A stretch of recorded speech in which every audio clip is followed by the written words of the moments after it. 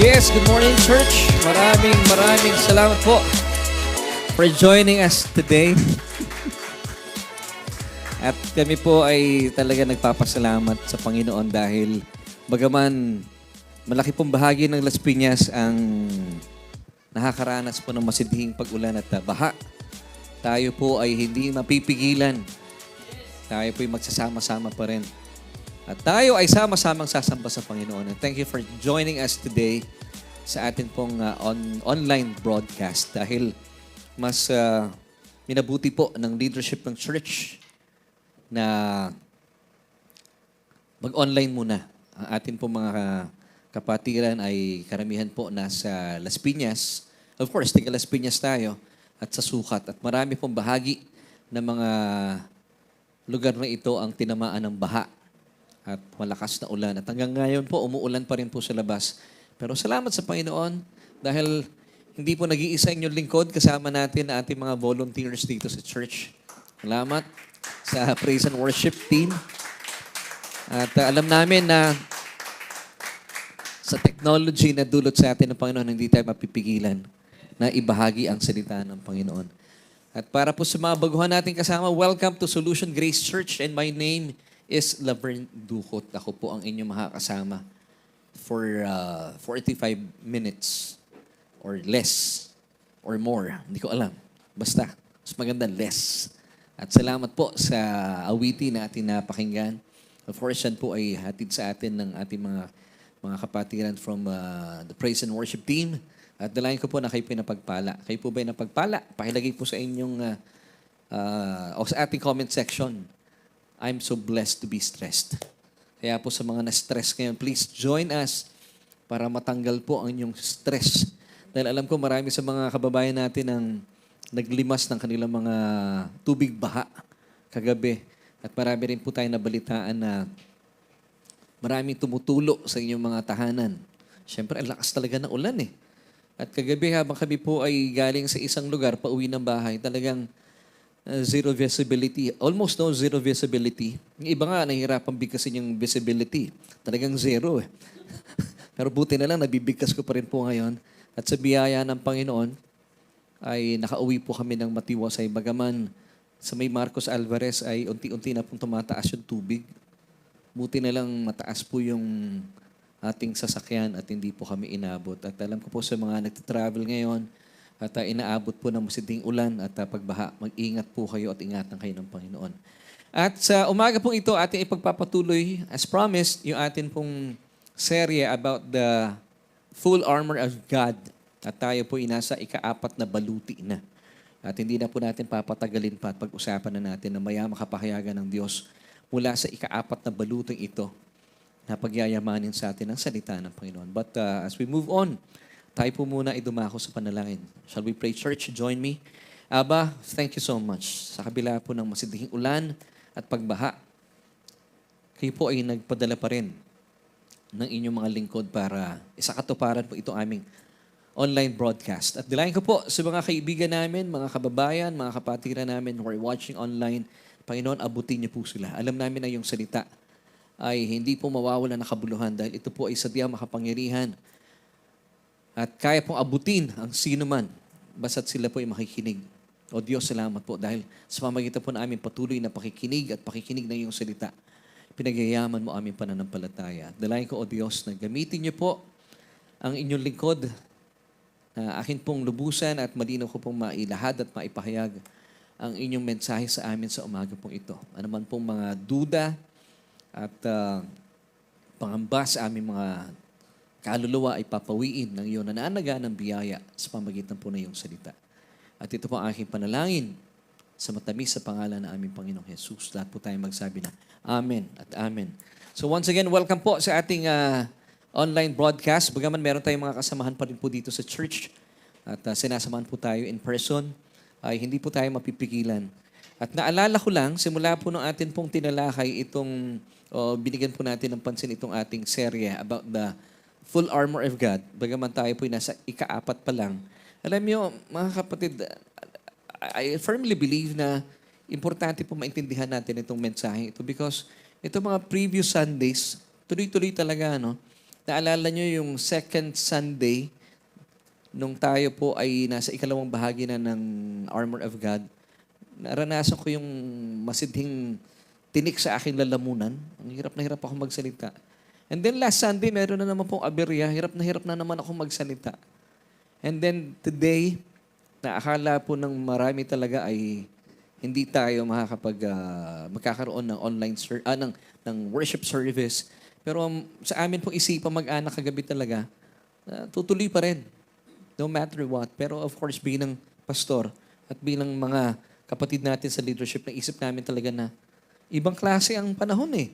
So, pero salamat sa technology, hindi tayo mapipigilan dahil naniniwala ako napaka-importante that every believer should know yung full context ng armor ng Panginoon. At pangkaraniwan kasi hindi natin narinig yung tunay na konteksto ng mensaheng ito na marami tayong nakagisnan at nakagawian at nakalakihan na turo na akala natin ang full armor of God ay isang lupon ng baluti na kailangan natin pagtrabahuhan. Hindi po.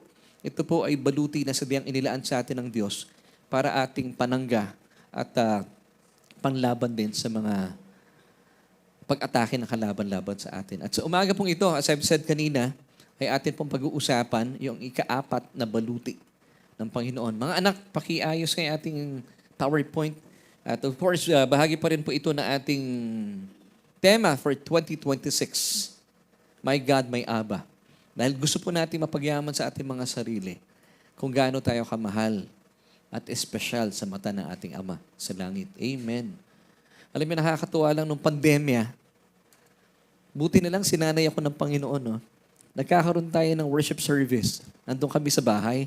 Talagang sanay na sanay lang ako, camera lang yung aking nakikita. Pero ngayon, buti na lang may mga tao din.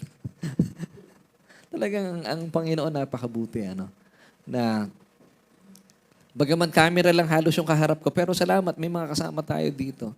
Ay sinasanay tayo ng Diyos. May mga kumakawin. May mga kasama tayo dito.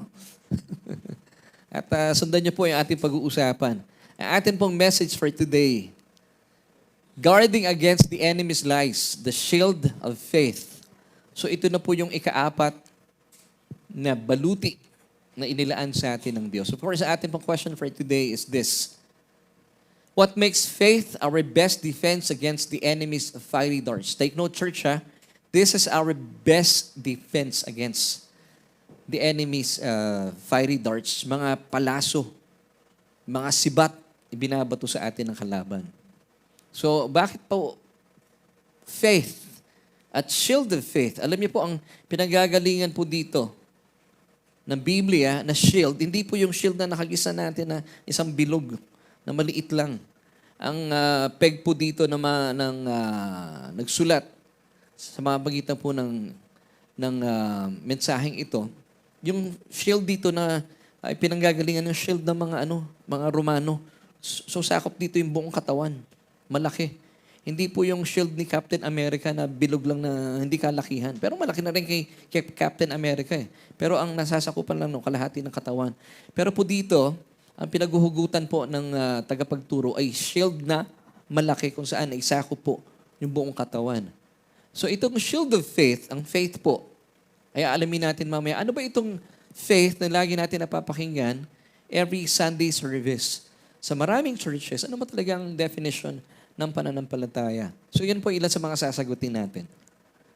But of course, let's start with a quick review sa mga kaibigan po natin, din natin nakasama itong mga nakalipas sa Sunday. So ang atin pong message is all about the shield of faith. And God is telling us to put on the whole armor of God. Take note, put on the whole armor of God. Hindi po pwedeng pa isa-isa lang. Hindi pwede ko ano lang yung gusto mo, but you have to put on the whole armor of God. It should be complete. At ang complete armor po ay 7, hindi po 6. And I believe 7 po talaga because the number of God is 7. Completion. 7 is also the number of rest. Now, hindi po 6 kasi ang natin po nakagisnan, 6 ang full armor of God, but it's 6. Yung number 6 in the Bible, it's the number of men. Pero hindi po. Kung ito po ay armor of men, 6 lang. Pero 7 siya. Kaya siya ay galing sa Panginoon. And number 7, once again, it's a number of completion. Also, the number of rest. Di ba on the seventh day, God rested? Because it is finished. Now, it is finished na, pero tayo po mga mananampalataya, we still fight because we still live in this fallen world. Now, ang atin pong pinaguhugutan, we do not fight for victory. We fight from victory. Yun ang difference doon. So, hindi po tayo nakikipaglaban sa kalaban para managumpay. Hindi po, mali po yun. Tayo po nakikipaglaban mula sa perspektibo o katotohanan na tayo po nanagumpay na. So we do not fight for a victory, but we fight from victory. Yun po yung ating peg, o yun po yung ating pinaggagalingan o pinaghuhugutan o pinagmumulan. Amen.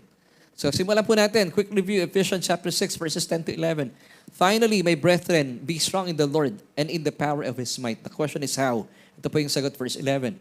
Put on the whole armor of God. So you have to put on the whole armor of God. Why? That you may be able to stand against the wiles of the devil.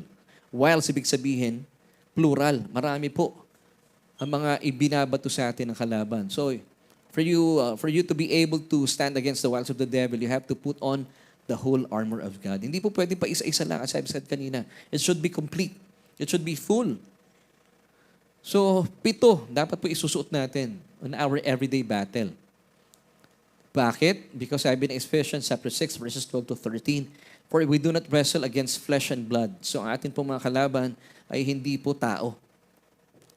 Hindi po taong kalaban natin. Kung meron po kayong kaaway ngayon, maganda, tignan nyo po na meron pong nasa likod ng mga taong yan. Ibang tao kasi po ay ginagamit ng nakalaban. Once again, verse 12 tells us, for we do not wrestle against flesh and blood, but against principalities, against powers, against the rulers of the darkness of this age, against spiritual hosts of wickedness in the heavenly places. So, ang mga kalaban po natin ay mga nasa spiritual realm. Pero tayo po, praise God, ang kakampi natin ang Diyos. So wala pong laban ito sa atin.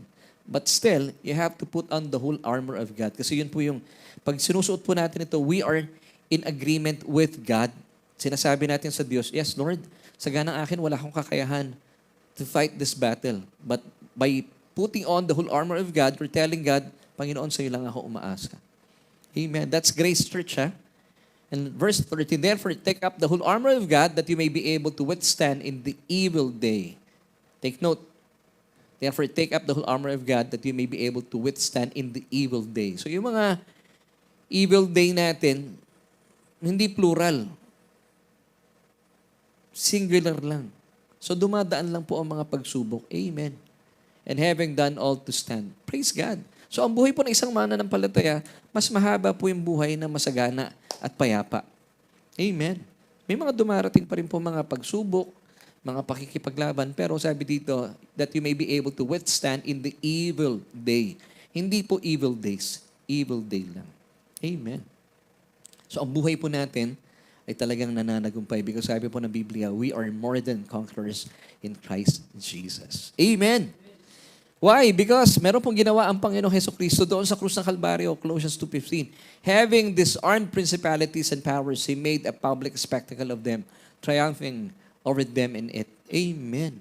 And through His death, sabi ng Hebrews 2:14, He destroyed him who had the power of death, and that is the devil. So talagang particular po ang Diyos dito. Yung siyang, tinutukoy dito, yung siyang, hindi po ito Chinese na apelido, yung siyang may kakayahan na pumatay, sino po yun? Si Satan himself. Paano po siya pinatay ng Panginoong Diyos? Sa pamagitan po ng kamatayan ng kanyang bugtong na anak. Amen. Ang galing ng Diyos, ano? Yung kapangyarihan ng kalaban, tatapatan ng Diyos yun para mawala ang kanyang kapangyarihan na pumatay, ibinigay niya ang kanyang sarili, na katawang tao po ang ating Diyos Ama, in the person of Jesus Christ, at siya po ay nagkatawang tao, nagdusa at namatay sa krus ng Kalbaryo, at sa kanyang kamatayan, winasak na, at tinanggalan na ng kapangyarihan, siyang may kapangyarihan na pumatay. At tayo po mga mananampalataya, wala nang kapangyarihan na kamatayan laban sa atin. Do you believe it, church? Pakilagay po sa ating comment section. Amen.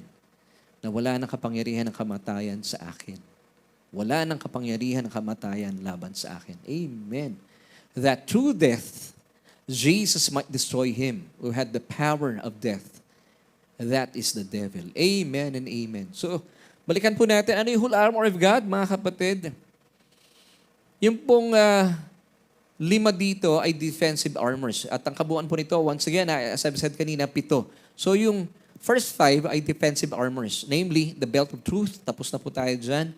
Sa mga hindi po nakapanood, pwede nyo pong balikan yung ating broadcast sa ating YouTube channel. Number 2, tapos na rin po tayo dito, the breastplate of righteousness. And last Sunday, pinag-usapan natin the shoes of the gospel of peace. And of course, today, the shield of faith. And number 5, the helmet of salvation. Yan po yung mga defensive armors. Samantala, yung mga offensive naman, pag sinabing offensive, ito yung ating pangbira, pambanat, pang-atake sa kalaban, the sword of the Spirit. And number 7, praying in the Spirit, na pangkaraniwan hindi po na-discuss. Pero sa mga susunod na Sunday, pag-uusapan po natin lahat ito, dadaanan po natin yan. Amen and amen. So ngayon pag-usapan natin, what is the shield of faith? Shield, malaking shield po ito, pananampalataya. So yung atin daw pong pananggalan, sa wikang Tagalog yung shield, pananggalan. Kasi defensive armor po ito ay faith pala. So para hindi po makapasok at makalusot yung mga fiery darts ng kalaban, you need to put on, I should say, the shield of faith. So ito pong shield of faith na ito para makita po ninyo in the spiritual realm, ito po ay sakop pati yung ating ulo. Kahit gaano kayo katanggad, ito pong faith na ito, pag ginamit natin ay talaga pong hindi makakalusot ang mga palaso ng kalaban. Yung mga sibat na kung saan po daraan yan. Sabi nga po na Isaiah 54 verse 17, no weapon that is formed against us shall prosper. But you have to put on the shield of faith. Amen. Ephesians 6:16. Above all, taking the shield of faith with which you will be able to quench all the fiery darts of the wicked one. Wow! Ang galing, mga kapatid. So, importante po na maintindihan natin na ito pong shield of faith is a paramount of the armor of God. Kasi sabi dito, above all, you have to put on or use the shield of faith with which you will be able to quench all the fiery darts of the wicked one. Pwede nyo pong lusawin, pwede nyo wasakin, at wala po makakalusot na palaso sa inyo. At talaga pong hindi po mananagumpay ang laban sa atin. Amen. Now, if you have noticed, pag tinignan natin sa verse 16 ng Ephesians chapter 6, ito po ang top priority na dapat natin ginagawa. Na pananggalang talaga ang pananampalataya. At mamaya, maintindihan natin, bagaman marahil siguro ang marami sa inyo sinasabi natin na, alam ko na yung pananampalataya, pero marami hindi nakakalam ko ano ibig sabihin itong pananampalatayang ito. At habang pinag-aaralan ko po ito, sabi ko, Lord, thank you for giving me a revelation na ito pala ang ibig sabihin ng pananampalataya. At mamaya po itatakil natin pag yayamanin natin. Now, kung meron po mga dumarating na mga pagsubok sa inyong mga buhay, you have to be conscious na kasi marami pong mga mananampalataya, pag sila pinakatanggap ng mga bagay na hindi magaganda, sinasabi nila, galing pa rin sa Diyos. Hindi, pagsubok yan, inayaan ng Diyos yan. Pero alam niyo po, I'll be giving you a simple principle. Pag hindi po maayos yan, hindi maganda, huwag niyong tatanggapin at huwag niyong kikilalanin na galing sa Diyos. Yan po'y galing sa kalaban ng Diyos. Hindi po magbibigay ang Diyos ng mga bagay na masasama. Now, this is a simple principle, church. Take note, mga kapatid. If it's good, it's God. If it's bad, it's the devil. That's simple. Pero marami mananampalataya sa ngayon, even po yung mga bad things that they experience, sabi nila, ay, ano yan, bigay ng Diyos yan sa atin. Kalooban ng Diyos na tayo magdusa at maghirap. Hindi po. Once again, simple principle. If it's good, it's God. If it's bad, it's the devil. Sige nga po, say this with me. If it's good, it's God. If it's bad, it's the devil. That's simple. Di po ba? So kapag kayo po ay dumaranas ng hindi maganda sa buhay, hindi po galing sa Diyos yan. Huwag niyong tatanggapin. Dahil sabi po ng James chapter 1 verse 17, every good thing given and every perfect gift is from above. Hindi mo sinabi, it's from below. It's from above. It comes down from the Father of lights, the creator and sustainer of the heavens, in whom there is no variation, nor rising or setting or shadow cast by His turning, for He is perfect and never changes. Di ba sabi ng Biblia, Hebrews 13:5, Jesus is the same yesterday, today, and forever. Amen. So if it's good, it's God. If it's bad, it's from the devil. That's simple. So huwag niyo pong tatanggapin kasi marami pong mga mananampalataya sa ngayon na lumulusot yung palaso ng kalaban, sasabihin nila, galing sa Diyos ito eh. Kaya nakalusot because you are not using the shield of faith.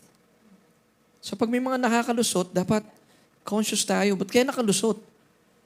Gamitin natin, you have to put on the shield of faith. Because wala pong masamang bagay na manggagaling sa Diyos. Sabi ng John 10 verse 10, ito po'y napakasimple. At alam ko pong na alam nyo na yung talatang ito. Pero marami pa rin po, still pinagbabaligtad po yung job description ng Panginoong Jesus at saka ng kalaban. Sabi ng talata, the thief does not come except, ito lamang po kanyang job description, to steal, to kill, and to destroy.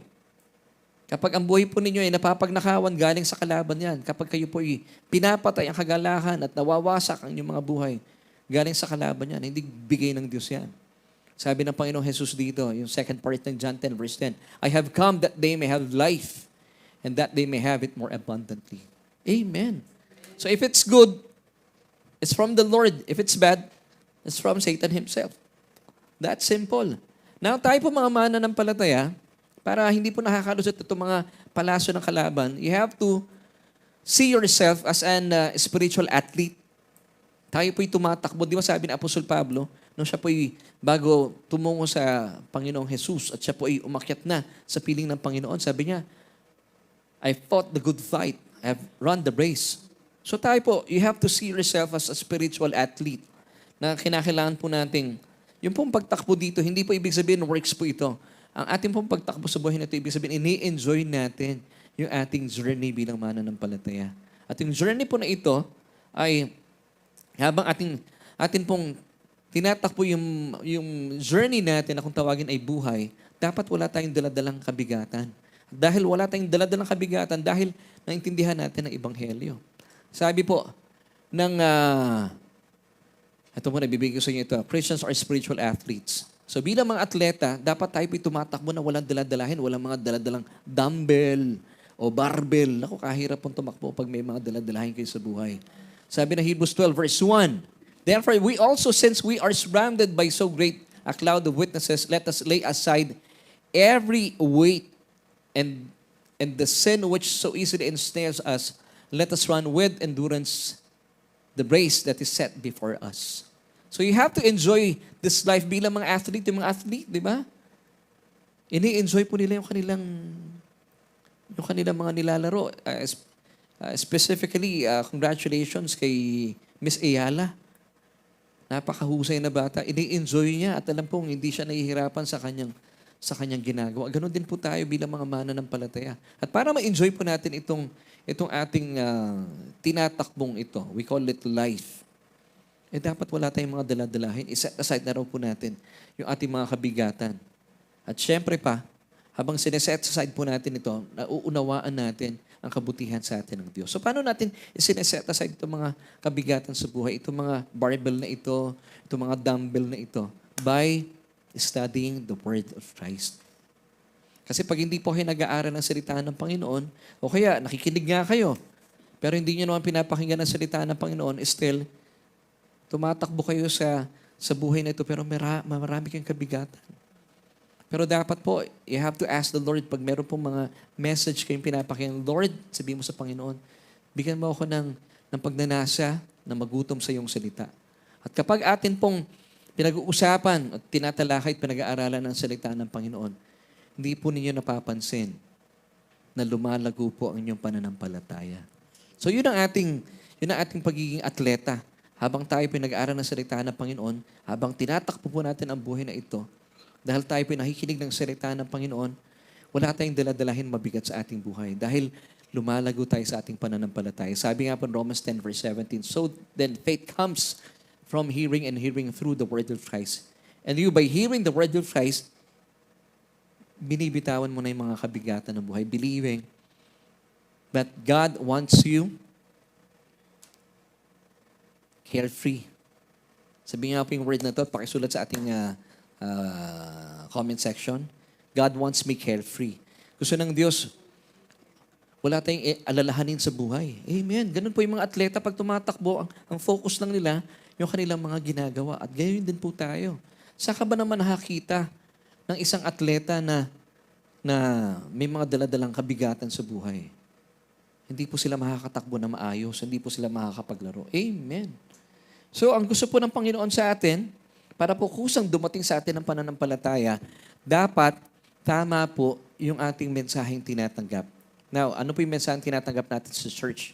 Hindi po mga motivational talks, hindi po mga inspirational talks lang. It should be the gospel. And what is the gospel all about? The gospel all about, sabi ni Apostol Pablo, it should be focused on the man, Jesus, and what He has done on the cross. Sabi niya in 1 Corinthians chapter 2, verse 2, "For I made the decision to know nothing, that is to forgo philosophical or theological discussions." So dito sabi ni Apostol Pablo, in other words, it's all about the gospel na pinipreach dapat sa church, it speaks of just one man. It's all about Jesus and what He has done on the cross. Yun lang po yun. At kapag ito po ay isinasaalang-alang natin, at pinapahinggan natin, hindi po ninyo namamalayan, lumalago ang ating pananampalataya. At kapag lumalago ang ating pananampalataya, hindi mo namamalayan. Kaya pala wala po mga palaso na tumatagos laban sa'yo dahil ginagamit mo o suot-suot mo itong pananggalan. Ano po yung pananggalan natin? Pananampalataya. Now, ano itong pananampalatayang ito? Akala na maraming tao, yung pananampalataya, pag pinag-usapan natin, yung tipong parang pag nagpipray ka, pag alam mo yung parang feeling mo sa'yo nanggagaling yung pananampalataya, hindi po. Wala po tayong pananampalataya na pwede nating angkasan. Kasi po yung ating sarili, basically, kapos tayo. Pero alam niyo po, isang napakagandang principle na ibinigay sa atin ng Panginoong Hesukristo. Alam ng Panginoong Jesus na kapos tayo sa pananampalataya. And that's why He's telling us, umangkas kayo sa aking pananampalataya. So, ito po ang magandang prinsipyo na atin pong dapat isaalang-alang. Have faith in the faith of Christ. Huwag po tayong umasa sa ating pananampalataya. Wala tayong pananampalataya eh. Na bakit tayo magkakaroon ng pananampalataya kay Kristo? Kasi pag tayo pinag-aaral ng salita ng Panginoon, nagbabasa ng Biblia, at nababasa natin sa Biblia na lahat po na lumapit sa Panginoon, hindi po sila nabigo. Anumang sakit na meron po sila. Kapag lumapit sila sa Panginoon, hindi sila sinasabihan ng Panginoon na yung kaso mo mahirap eh. So, balikan mo na lang ako after 5 months. Walang ganon. Lahat ng lumapit sa Panginoon at tumingin na kagalingan, ibinigay ng Panginoon freely. Lahat ng lumapit sa Panginoon na bulag at tiningin nila na magkaroon sila ng paningin, binigyan sila ng paningin. And even yung mga taong sinasapian ng masamang espiritu, hindi po nakaporma sa Panginoon. Lahat po sila ay pinalayaan ng Diyos sa pamagitan po ng ating Panginoong Hesukristo. At kapag ito po inababasa natin mula sa Kanyang salita at napapag-aralan natin, doon po natin nakikita na walang sablay sa pananampalataya ng Panginoon. So you have to put your faith not in your faith, but in the faith of Christ Himself. Nakukuha niyo po yun, church? Kasi huwag kayong magtitiwala sa inyong mga sarili. Yun po ibig sabihin pala ng pananampalataya. So once again, sabi in Ephesians 6:16, above all, taking the shield of faith with which you will be able to quench all the fiery darts of the wicked one. So faith po ang pinag-uusapan dito. For you to be able to quench all the fiery darts, you have to take the shield of faith. So ang shield natin, it's the faith, putting our faith in the faith of Jesus Christ Himself. So use the faith of Jesus to believe. Meron pong isang eksena dito na kung saan yung ama po nung bata na sinasaniban, sabi niya, kapos ako, Panginoon, sa pananampalataya. Anong sabi dito ni Jesus? Sundan po natin yung storya. In Mark chapter 9, verse 23 until 24, Jesus said to him, yung tatay po yung him dito, if you can believe, all things are possible to him who believes. All things are possible to him. Jesus was referring to himself. So sabi ni Jesus dito, lahat sa akin na naniniwala are possible. Na walang sasablay talaga. And then verse 24 tells us, immediately the father of the child cried out and said with tears, sabi niya, Lord, I believe, help my unbelief. Kaya sabi dito ng Panginoon Hesukristo, if you can believe, kung maniniwala ka, all things are possible to me who believes. Wow. So sabi nung, alam ng Panginoon Hesukristo, kapos tayo sa pananampalataya. Pero tayo po'y aangkas at aasa sa pananampalataya ng ating Panginoon. And of course, sa patuloy po natin pagbabasa ng kanyang salita, makikita natin na sadyang lahat po na lumapit sa Panginoon ay hindi po nabigo. Even po yung mga ikinasal, o yung ikinasal, yung couple na kinasal, na naubusan ng alak, talaga naman umapaw yung alak. Actually, that was the first miracle of Christ. Yung tubig, naging masarap na alak. Hindi lang basta alak, masarap na alak. So pag nababasa natin yung mga ganitong accounts, lumalakas ang ating pananampalataya. Hindi po sa pananampalataya natin. Lumalakas ang ating pananampalataya. Sa Kanya naganap ang pananampalataya. Amen. At kapag naintindihan po natin ito, mga katotohanan ito po yung tinatawag na pananampalataya. Kanino pananampalataya? Sa Panginoon. At dahil tayo mga mananampalataya, nung tinanggap natin ang Panginoon Hesukristo, naniwala tayo na bilang na kay Kristo Jesus, nakikita na tayo ng Diyos kay Kristo Jesus. Di ba, Nay, hindi na tayo nakikita ng Panginoon, ng ating Diyos na marumi sa kanyang harapan. Hindi. Tayo po yung nakikita niya bilang matuwid at banal. Amen and amen. So bakit po faith ang kinakailangan? Dahil kapag tayo po nagtitiwala, hindi sa ating mga sarili, hindi sa mga ginawa ng Panginoon Hesukristo, sa kanyang mga tinapos sa gawa sa krus ng Kalbaryo, tayo mga beneficiaries, wala po maipoporma ang kalaban-laban sa atin. Amen. At kapag siya po ay nagpukol ng mga fiery darts, mga palaso. Now, ano ito mga palaso na pinupukol sa atin? Pang-araw-araw po ito nararanasan ng mananampalataya. Ano yung mga examples dito? Let me give you the fiery darts of the devil. Number 1, ito po yung ilan po sinasabi ng kalaban, God is angry with you. Huwag niyong papapaniwalaan yan. Kapag kayo po nag-aaral ng tunay na mensahe na Ebanghelyo, hindi makakalusot sa inyo yan. Kasi pag ito po'y tinanggap nyo bilang mananampalataya, this will cause you to have a sense of guilt and condemnation. Ito pa isang fiery dart ng kalaban, you're still a sinner. Naniniwala po ba kayo bilang mananampalataya? Kayo po ba ay makasalanan pa rin? Hindi na. Nagkakasala pa po ba tayo? Yes, malinaw ko pong sinasabi yun. Pero, bakit tayo nagkakasala? Because we still live in this fallen world. Pero ang Panginoong Diyos, nakikita na tayo ngayon in our spirit. Diba tayo po, bilang tao, we have a threefold, or we have three parts as a human being. We are a spirit who has a soul, who lives in a body. Now, nung tinanggap natin ang Panginoon Hesukristo, ano po ang nangyari sa atin? Nagkaroon ng regeneration. The Holy Spirit now indwelling our born-again spirit. Dating patay na spirito pero nabuhay na maguli. Anong tawag doon? Regeneration. So dito, nananahan ang banal na espiritu ng Diyos. At saan po tumitingin ng Diyos? Sa inyo bang kaluluwa? Sa inyong katawan? Hindi po, sa spirito. Kaya po, huwag niyong papaniwalaan kung bumubulong ang kalaban na ikaw'y makasalanan pa rin. Huwag niyong papaniwalaan. Yan po ay palaso niya. O mga sibat niyan. Hindi po. You are now the righteousness of God in Christ Jesus. At kapag alam mong ikaw ay matuwid at banal sa kanyang harapan, magmamanifest po ito sa inyong kaluluwa at magkakaroon din po ng kapahayagan sa inyong katawan. Amen. Isa pang fiery dart ng kalaban. Number 3, God is displeased with you. Hindi po pwede mangyaring kayo po ay hindi maging kalugod-lugod sa Diyos. Kayo po ay sadyang kalugod-lugod sa Diyos. Amen. Why? Because you are now in Christ Jesus. And the word in, I-N, it's a preposition of location. Ano ba ibig sabihin ng preposition of location? It tells you where you are now in Christ Jesus. And since you are in Christ Jesus, every time God looks at you, He sees Jesus in you. And si Jesus po ba'y banal? Amen. Si Jesus po ba'y matuwid? Amen. Sabi nga po ng 1 John 4:17, as Jesus is righteous and holy, so are we in this world. Why? Because we are in Christ Jesus. So hindi po displeased ang Panginoon sa iyo. Hindi na po disappointed sa inyo ang Diyos. Amen.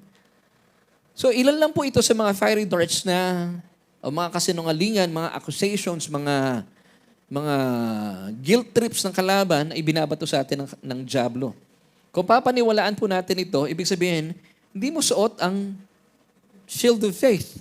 Kasi nakakalusot Na paano natin malalaman anong litmus test na hindi mo suot ang shield of faith? Lahi kang malungkot, lahi kang magagalitin, lahi kang puno ng takot. Paano gagawin ko, pastor? Pag nagkakamali ako, talagang lumulungkot ako. Of course, natural po yung lumulungkot tayo, pero wag po kayong mag-dwell sa inyong kalungkutan. As a believer, you have to declare and believe that you are the righteousness of God in Christ Jesus. Whenever you fall into sin, tatayo tayo. Kasi hindi ka na nga sinner. Mamisa-misa bumabagsak tayo. Pero how would you judge yourself? Now, this is something to think about. As a child of God, whenever you fall or fall into sin, never judge your standing by your behavior, but rather judge your behavior by your standing. Pag tumayo po tayo, alalahanin natin, sandali lang, nagkasala ako . Paano po yung judging your behavior by your standing? Sabihin mo sa sarili mo, ako'y matuwid na sa harapan ng Diyos. Yung ginawa ko kaninang mali, hindi ko na dapat ginagawa yun. That is judging your behavior by your standing. Huwag mong gagawin yung judging your position or your standing by your behavior. Ito po ang sistema ng kalaban . Ganon siya bumubulong . Pag nagkakamali kayo, nagkakasala kayo, pag bumulong siya, anong bulong niya? Yan ba ang Kristiyano? Now, pag tinanggap mo yon, you are judging your standing by your behavior. Kaya ang tendency nito, mararanasan mo yung sense of guilt and condemnation hanggang sa pabagsak ka na ng pabagsak. Hindi mo namamalayan, lumulusot yung mga palaso ng kalaban because you are not using the shield of faith. Kasi nawawala po yung pananampalataya natin sa Panginoon. And that's why yung mga palaso ng kalaban lumulusot sa atin. Ano pong epekto nito? Dahil meron kayong sense of guilt and condemnation, bumabagsak po kayo sa kalungkutan eventually sa takot. At hindi na po kayo nananagumpay. Hindi po gusto ng Panginoon yon. Nasaan ang battlefield? Sa isipan. Kaya po ang tinuturo sa atin ng Biblia, you have to lead a local church para nakakapakinig po tayo ng mensahe ng tunay na ebanghelyo ng Panginoon. Saan po ba unang pumapasok ang mensahe ng ebanghelyo? Sa ating isipan, which is the main faculty of our soul. Kaya po pag mali po ang ebanghelyo yung tinatanggap ninyo, talaga pong, kasi nga ang battlefield natin is, it happens in your mind, pag mali po ang inyong ebanghelyo, matatalo kayo. At ang sistema ng kalaban, meron siyang guilt game. Alam niyo yung guilt game? Alam niyo na si Satan . Magaling po mag-ano yan . Anong tawag doon? Yun. Mahusay mag-blackmail. Guilt trip. Ano pa yung gaslight. Yung word na gaslight, ngayon lang dumating yan noong araw. Nararanasan natin yan sa ibang mga pagkakataon. Pero yung pala ibig sabihin nun, sa Satanas, ang galing sa ganyan. At marami na po mga taong natuto rin sa kanya. Marunong mag-gaslight.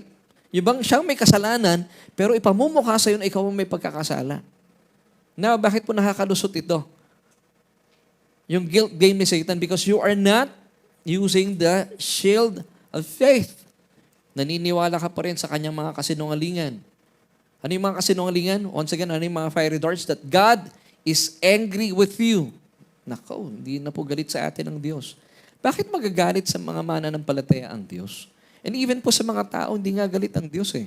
Sabi ng 2 Corinthians 5 verse 19, that is that God was in Christ reconciling you to Himself. Bakit niya i-reconcile ka sa sarili niya kung galit siya sa'yo?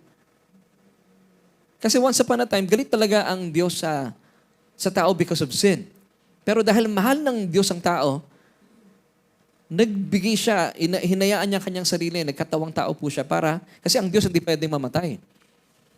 Siya ay nagkatawang tao in the person of Jesus at doon sa krus, inangkin po niya lahat ng kasalanan ng tao na humantong sa kanyang kamatayan.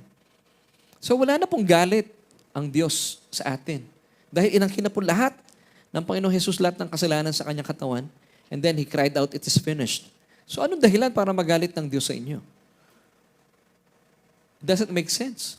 So kung may bumubulong, kung may nambabato sa inyo ang kalaban at saka yung kanyang mga minions na bumubulong, galit sa inyo ang Diyos. And even kung may mga pastor kayo napapakinggan sa pulpito, sinasabi, galit sa inyo ang Diyos, disappointed sa inyo ang Diyos, do not believe it. Kasi if you believe it, you are negating the finished work of Christ on the cross.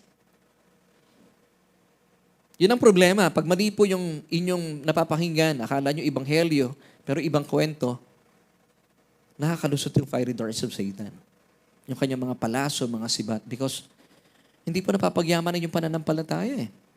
Now, are there areas you are fearful and anxious about today? Kasi ito po yung litmus test para malaman natin, am I really using the shield of faith?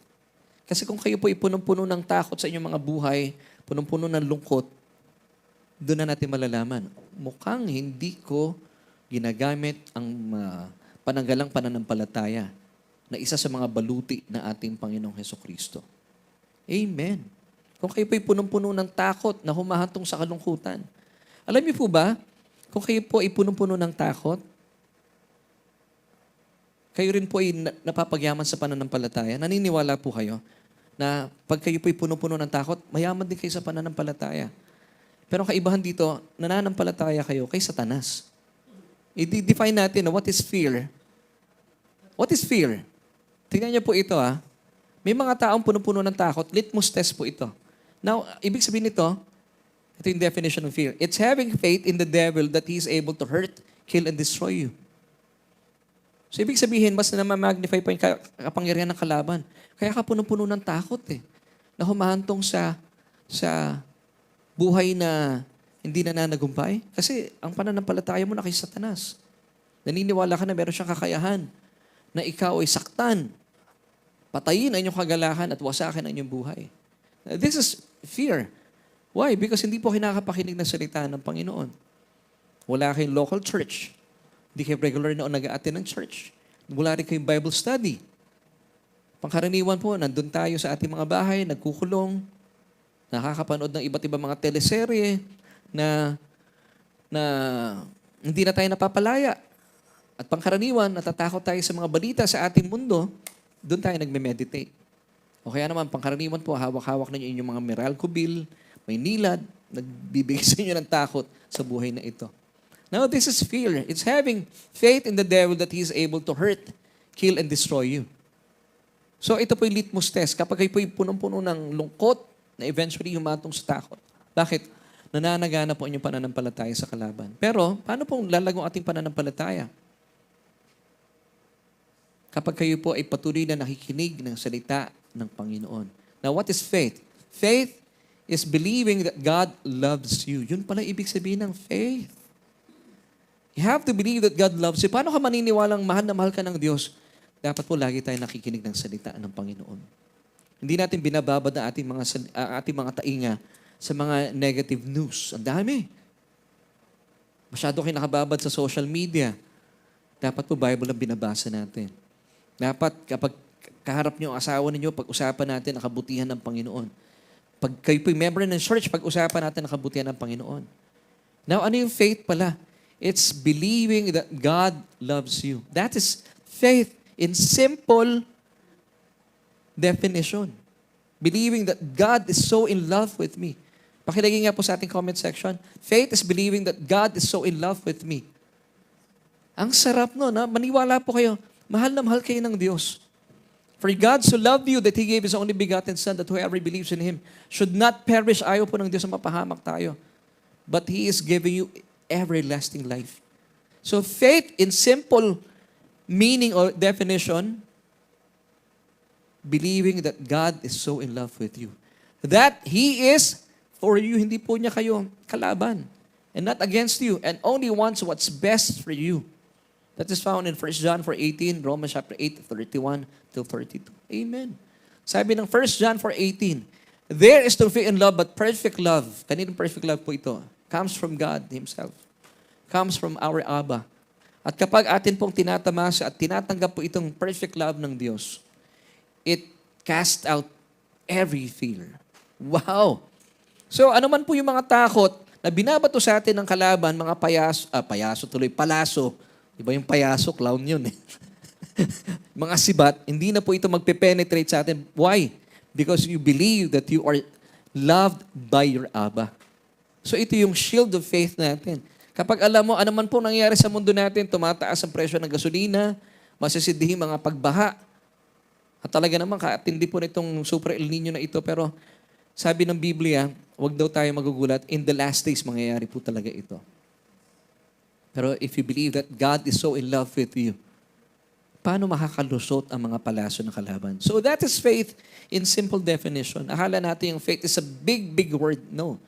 Faith is just believing that God is so in love with you. Wow!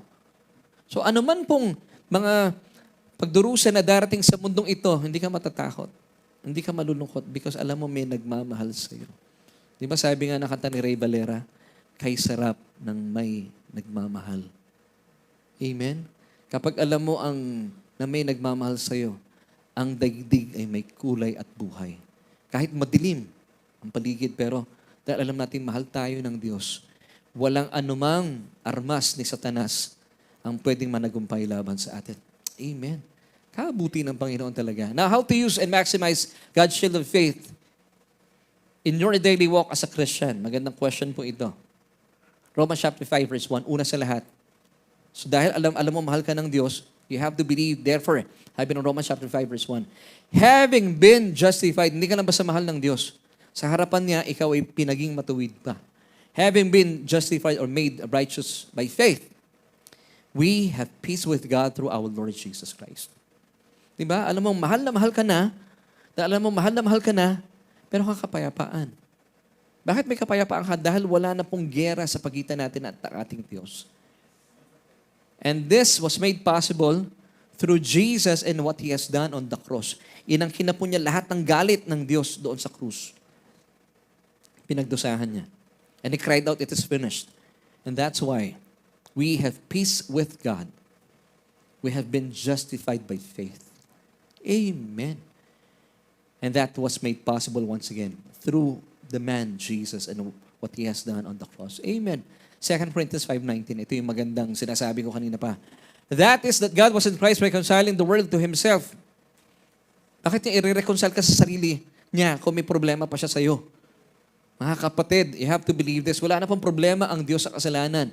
Sabi po ng talata, not counting people's sins against them, but canceling them. And He has committed to us what? The message of reconciliation. Not the message of condemnation, but the message of reconciliation. That is restoration to favor with God. So, mga kababayan, lalo tigit sa panahon ngayon, marami pong natatakot, marami mga pagbaha.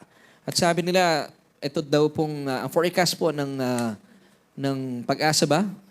Itong susunod na isang linggo, ganito daw pa rin daw po ang ating mararanasan. Pero kapag alam mo, mahal na mahal ka ng Panginoon, wala po tayong katatakutan. Because God is so in love with you, and God is not against you, but He is for you, and God wants what's best for you. Hindi po ba? Ano ibig sabihin nun? Mahal na mahal ka ng Diyos. Hebrews 8:12, ito po yung main clause of the New Covenant. Kung bakit po niya ibinigay ang kanyang bugtong na anak na si Kristo. For I will be merciful to your unrighteousness, and your sins and your lawless deeds, I will remember it no more. So bakit magagalit sa iyo ang Diyos? Tanggalin na po natin yung maling notion na yon. Sabi ng Diyos, and this is the main clause of the New Covenant, for I will be merciful to you, to your unrighteousness and your sins and lawless deeds or iniquities, I will remember it no more. Pero may mga tagapagturo sinasabi nila, naku, naaalala pa rin ng Diyos ang inyong kasalanan. Hindi po pwede. Because all of your sins were remembered at the body of Christ on the cross. Kaya sabi niya, for I will be merciful to your unrighteousness and your lawless deeds and iniquities, I will remember no more. Amen.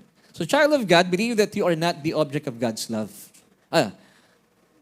You are not the object of God's wrath, I should say, but of His love. Kasi marami po mga mananampalataya sa ngayon. For example, ayaw pinag-usapan ng rapture. It's because hindi sila sure na sila po yung makakasama. Pero Christians po ito, You know why? Because you are not using the shield of faith. Mali po ang inyong mensahe na papakinggan. Now, take note, church, You have to believe. Pag tinabi kong church, ikaw ay mananampalataya, born-again Christian, believe that you are not the object of God's wrath. Hindi po. You are the object of His love. Amen.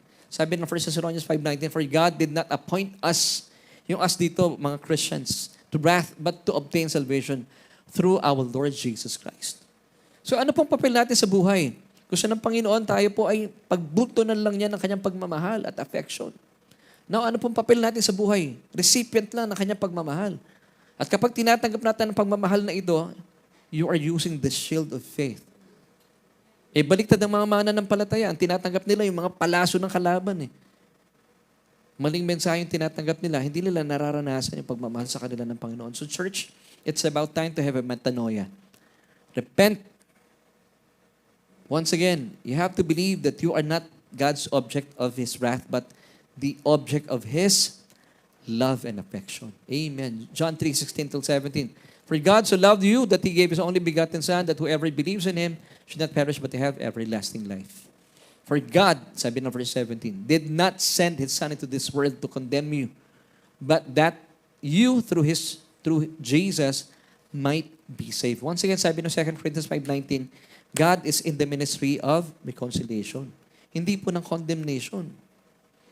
Kasi meron pa ako narinig, noong isang araw, ituro mo ang masidhing pag-ulan na ito, sabi ng ibang preachers ay judgment ng Diyos sa atin. Nadamay ang Las Piñas. Di pwede eh. Marami anak ng Diyos dito. Marami rin anak ng Diyos sa Sukat. Marami anak ng Diyos sa Baclaran, sa Makati. Sa buong Pilipinas, wala pong judgment ang Diyos ngayon. We are under the dispensation of grace. May judgment pa? Yes. Pero hindi po ngayon yun. Punishment and judgment will be experienced of this, ng mundong ito after the rapture of the church. Pero habang nandito pa po tayo, nasa ilalim po tayo ng dispensation of grace. God is telling you, come home to me. Because He is in the ministry of reconciliation. So, kapag may napapanood po kayo, naku, dami tagapagturo talaga, nakakalungkot. Kaya tuloy yung mga mananampalataya, hindi nila ginagamit yung shield of faith. Because sabi ng ilang mga tagapagturo, tayo daw po ay nasa ilalim ng judgment ng Diyos. Kaya napapansin daw po ninyo ang tindero ng mga pagbaha sa Pilipinas. At mga paglindol na nararanasan hindi lang sa Pilipinas, sa iba't ibang bahagi ng ating bansa, bagkus sa buong mundo. Dahil nasa ilalim na daw po ng kaparusahan at hatol ng Diyos ang mundong ito. Wala pa po. Nasa biyaya pa po tayo. Now, you have to be fed by the truth through the word of Christ. Kaya po importante, you need to have a local church. At dapat po yung local church ninyo, tanungin niyo po yung mga pastor niyo, ano po ang doktrina natin? And you have the right to know. Kasi kung mali po ang doktrina ninyo, you are not hearing the true word of the gospel. You are not hearing the word of Christ. So you have to be fed by the truth through the word of Christ. Amen. 1 Corinthians 15:17. And if Christ is not risen, your faith is futile. You are still in your sins. Wala na po kayo sa inyong mga kasalanan, mga kapatid. Kaya nga po tayo ikatanggap-tanggap bilang mga mananampalataya kay Kristo. Sabi ng talata, and if Christ is not risen, kung hindi raw po nabuhay ang ating Panginoon Jesucristo, your faith is futile. What is futile? Walang kabuluhan. You are still in your sins. So, bakit tayo nakasisigurong tayo po ay hindi na makasalanan, kundi tayo po ay pinaging matuwid at banal sa harapan ng Diyos? Because Christ is risen. Amen. So therefore, our faith is effectual. Ang linaw po ng talatang ito. 2 Corinthians 5 verse 1-1. For God made Jesus who knew no sin to be sin for us, that we might become the righteousness of God in Him. Linaw po nito, church. Ephesians 1 verse 6. To the praise of the glory of His grace by which He has made us accepted in the beloved. So kanina, inisa-isa natin. Galit ba sa atin ng Diyos? No. Ikaw ba ay disappointment sa Diyos? No. Ikaw ba ay makasalanan pa rin? No. Disappointment ka ba sa Diyos? No. You are accepted in the beloved. And the word accepted here, medyo weak po yung translation because yung accepted, as we all know, sa mga sumusunod po sa ating ministry, the word accepted in this passage, it's karitu. Baba naka-italics at Kuya Eman, pakiayos nga. Yan. Ano ibig sabihin ng karitu? Highly favored. Why? Because we are in the beloved. Amen. So church, ang dami na miss out na maraming mga mananampalataya. Kaya tuloy nakakalusot ang mga palasyo ng kalaban is because you are not using the shield of faith. And once again, what is the simplest definition of faith? Believing that God is so in love with you. Tatandaan nyo yan, mga kapatid. And by believing that truth, you are using the shield of faith. So ito pa rin pananggalan natin.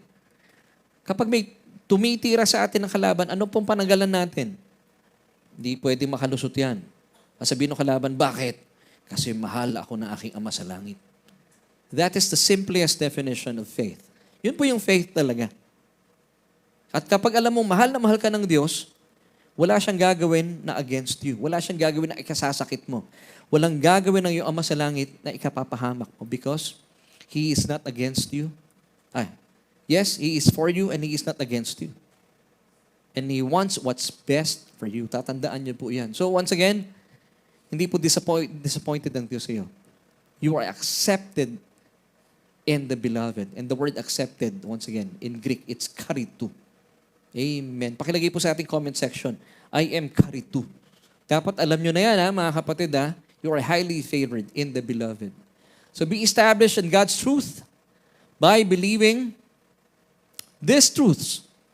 Bibigyan ko po kayo ng tatlong mga katotohanan na dapat pinapaniwalaan ninyo. Number 1, God is not mad at you but madly in love with you. With all reverence, ginamit ko po itong phrase na to, madly in love. Yes, He is madly in love. Bakit siya madly in love? Because, isipin mo, ibinigay niya ang kanyang bugtong na anak para mamatay alang-alang sa atin. Amen. So church, once again, God is not mad at you but madly in love with you. John 3:16, for God so loved you that He gave His only begotten Son. Kung ako po, of course, may anak ako si Kuya Aves.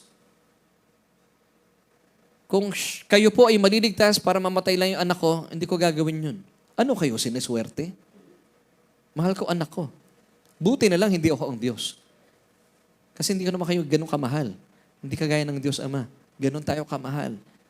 Kaya po tanggapin natin that God is not mad at you, but He is madly in love with you. I'm telling you, church, and I'm saying this with all reverence sa Diyos, para lang po makita nyo at makuha nyo yung full definition ng pagmamahal sa inyo ng Diyos. Amen. Number 2, you are the righteousness of God in Christ Jesus. Amen. 2 Corinthians 5:21. For God made Jesus who knew no sin to be sin for us, that you might become the righteousness of God in Christ. Amen. Number 3, you are greatly blessed and highly favored in Christ. Ephesians 1:6, yung binasa natin kanina. You are karitu. Wow! So, you have to be fed with these truths. At kapag kayo po ay busog na busog sa katotohanan ito, you are using the shield of faith. So, wala pong mga palaso ang kalaban na tatagos at mananagumpay laban sa inyo. Amen. So, ano yung simplest definition ng faith? Believing that God is so in love with you. Wow! At dahil mahal na mahal ka ng Diyos, binigay niya kanyang bugtong na anak doon sa krus ng Kalbaryo at napakarami nating benefits. Amen. Grabe, ano? Nakakatuwa ang Panginoon. Kasimple pala ang ibig sabihin ng pananampalataya. Let's go back to our question. What makes faith our best defense against the enemy's fiery darts? And this is our solution, church. To be able to quench all the fiery darts and lies of the wicked one, you should be strong in the Lord's love for you by believing that He is for you and not against you, and that He only wants to prosper you. This is what faith in God means. Amen. 3 John chapter 1, verse 2. Beloved, this is your church. I wish above all things that you may prosper and be in health even as thy soul prospers. So church, pakay lang ng Diyos dahil ikaw ay mahal na mahal niya, wala siyang naisin na masama laban sa iyo. And if you believe this, wala na pong kapangyarihan o anumang mga sibat, mga palaso ang kalaban para tumagos laban sa iyo because you are using God's shield of faith. Now, once again, what is the simplest definition of faith? Believing that God is so in love with you. Wow. Kapag alam mo, mahal na mahal ka ng Diyos, natutunaw ang kalaban. God's perfect love cast out fear. Amen and amen. Ephesians 6:16. Above all, kaya pala sabi ng talata ito, above all, ito yung ating pakatatandaan, taking the shield of faith with which you will be able to quench all the fiery darts of the wicked one. Above all, you have to believe that God loves you so much. At kapag pinaniwalaan mo yan, you will be able to quench all the fiery darts of Satan. Wala na pong kapangyarihan ng laban sa atin. So that is the way, guarding against the enemy's lies by using the shield of faith. Amen. Kabuti ng Panginoon. Now, church, sige po, palapaan natin ng Panginoon. Nakakatuwa, ano? Na kaya pala pinipigilan ng kalaban na marinig po ninyo yung mensaheng ito. It's because napakasimple and yet ginagawang komplikado ng kalaban. Yun lamang pala ibig sabihin ng faith. So mga kaibigan at mga kababayan, kung kayo po ay napagpala sa mensaheng ito, at wala pa po kayong relationship with the Son of God, ay gusto po niyo maranasan po ninyo isang buhay na ganap at kasaya-saya. At kayo rin po ay maligtas mula sa mga fiery darts ng kalaban, ng mga iba't ibang mga sibat, palaso ng kalaban na hindi na po tumago sa inyo, na nag-cause na inyong lungkot, pagkatalo at tatakot sa buhay. Now, all you need to do is accept and receive Jesus as your personal Lord and Savior. Sabi from Romans 10 verse 9, that if you confess with your mouth the Lord Jesus Christ and believe in our hearts that He was raised from the dead, you shall be saved. Wow, that's simple. So kung gusto niyo pong managumpay sa buhay na ito, at maranasan po itong pananggalan na ito na pananampalataya, at maranasan po itong nananaganang pagmamahal sa inyo ng Diyos, all you have to do, sabayan niyo po yung aking panalangin. Buksan po ninyo inyong mga bibig, sundan po yung panalangin ito. At buksan din po ang inyong mga puso. Believe that hindi na po patay ang ating Panginoon. Of course, namatay po siya 2,000 years ago sa krus ng Kalbaryo. Pero after 3 days, God raised Him from the dead. Sabi po Romans 10 verse 9, and you shall be saved. Gusto niyo po ba maligtas? Pray this prayer with me. Sabihin niyo po ito, Aba, kinikilala ko aking sarili. Hiwalay po sa inyo sa diyang walang magagawa. Kaya naman, tinatanggap ko po ang iyong bugtong na anak na si Jesus. At Panginoong Jesus, simula po sa oras na ito, ikaw na ang Panginoon at Hari at tagapagligtas sa aking buhay. Dahil naniniwala po ako, 2,000 taon na nakakalipas doon sa krus ng Kalbaryo. Sa pamagitan po ng iyong kamatayan, winasak na at winakasan mo na ang aking kasalanan. At makalipas sa 3 araw, ikaw ay binuhay na maguli ng Ama mula sa kamatayan at nananatiling buhay magpakailanman. Na siyang nagpapatunay na ako'y pinaging matuwid na sa iyong harapan. Salamat po sa iyong kaloob na kaligtasan dahil ang aking pangalan ay nakasulat na sa aklat ng buhay. Purihin ka, O Diyos. Amen at amen. If you pray this prayer with me, welcome to the family of God. Kayo po ay manatiling sa yakap at pagmamahal ng Diyos. At wala pong anumang palaso o sibat ang kalaban na tatagos mula sa Kanya patungo sa inyo because we're using God's shield of faith. So welcome to the family of God. At sa pagkakataon pong ito, tayo po muna ay umawit. And after that, I'll be praying with you and also for you. At ilalapit natin sa Diyos lahat ng ating mga kabigatan. Pero sa ngayon po, tayo po muna ay umawit at magpasalamat sa Panginoon. Dakila ka, O Diyos, tapat ka ng tunay. Magmula pa sa ugat ng aming lahi. Sa ugat ng aming lahi. Mundo'y magunaw man. Mundo'y magunaw man, maasahan kang lagi. Maging hanggang wakas itong buhay. Dakila ka, O Diyos, Sa lahat ng panahon. sa habang panahon. Katapatan mo'y mo'y matibay na sandigan. sa bawat pighati. Sa bawat pighati, tagumpay man ay naroon. Tuluyan ang pag-asa kung kailangan hinahon. Pag-ibig mo'y alis-alis. Pag-ibig mong alay sa akin noon hanggang ngayon. Lakad, O Diyos. Alam niyo kung napapansin niyo po itong katotohanan ating kinakaharap. Marami pong mga tao sa ngayon ang nasasadlak sa iba't ibang uri ng problema. Alam niyo kung bakit? Kung bakit pumapasok po sila sa mga iskandalo, sa mga masisiting gusot ng buhay? Alam niyo yung dahilan? Dahil pinipilit po nilang makipagsapalaran sa buhay. At ang mga tao nakikipagsapalaran sa buhay, bakit sila nakikipagsapalaran? wala po silang kapahayagan kung gaano sila kamahal ng Diyos. Pero tayo po mga mananampalataya, bakit hindi tayo nakikipagsapalaran? Dahil naniniwala po tayo, gawin lang po natin ang ating mga trabaho. Yung mga trabahong ibinigay sa atin ng Diyos. Hindi na natin kailangan mang-scam. Dahil alam natin, mahal tayo ng Diyos, hindi tayo pababayaan ng Diyos. Yun ang susi eh.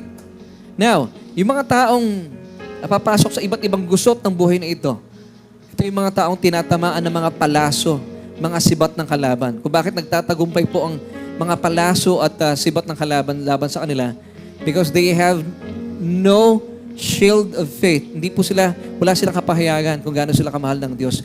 Pero tayo po, kung bakit nananagumpay tayo sa bawat araw na ating buhay. Dahil alam natin, mahal na mahal po tayo ng Diyos natin. Now, church, kung meron man po kayong kabigatan na dala-dala sa ngayon, at ito po ay lagi kong binibigyan ng pansin, after the message, all you need to do, cast everything to Jesus. Why? Sabi po ng Biblia, because He cares for you. Bakit po nagmamalasakit sa atin ng Diyos? Ano yung righteous foundation? Because He loves you so much.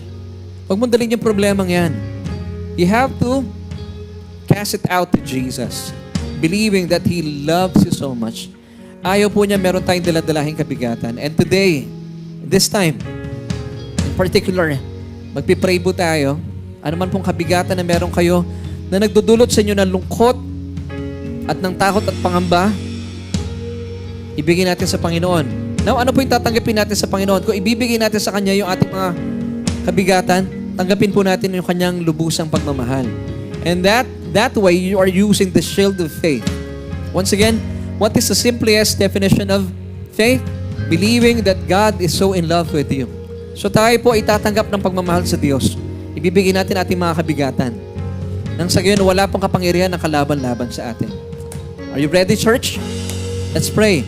Aba, sa mga oras pong ito, sa mga nanonood sa amin online, sila mga tao, mga anak mo na punong-puno ng lungkot at takot sa buhay.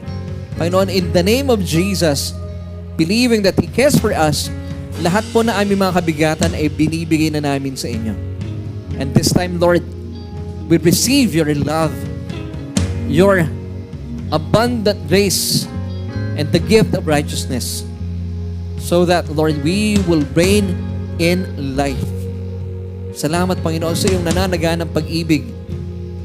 At habang amin tinatanggap po itong inyong nananaganang pag-ibig at pagmamahal, ginagamit po namin ang inyong pananggalan ng pananampalataya.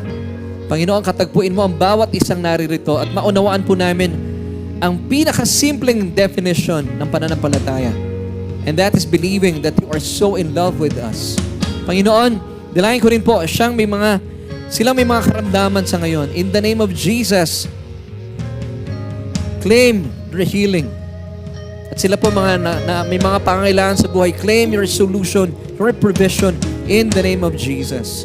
Panginoon, maraming salamat po. Dalayan ko, O Diyos, sa mga madidilim na nangyayari sa aming mundo at sa aming bansa. Pagyamanin mo, Panginoon, ang kaliwanagan. At yan po is pamagitan ng aming pagtanggap ng iyong nananaganang pag-ibig at pagmamahal. Salamat sa iyo, O Diyos. Salamat sa kapatid na ito na tumatanggap mula sa inyo. Na patuloy mo pinagyayaman ang kanyang pananampalataya. Na ang iyong pagmamahal, Panginoon, ay mananagana sa kanyang puso. Purihin ka, O Diyos. And this we pray.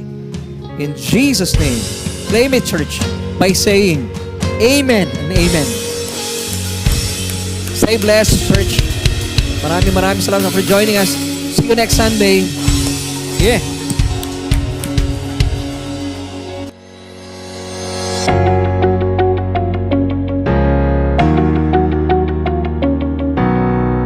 Amen! Thank you, Lord, sa panibagong revelation na ibinigay niyo sa amin for today. Nako, napakarami kong natutunan. Ikaw ba?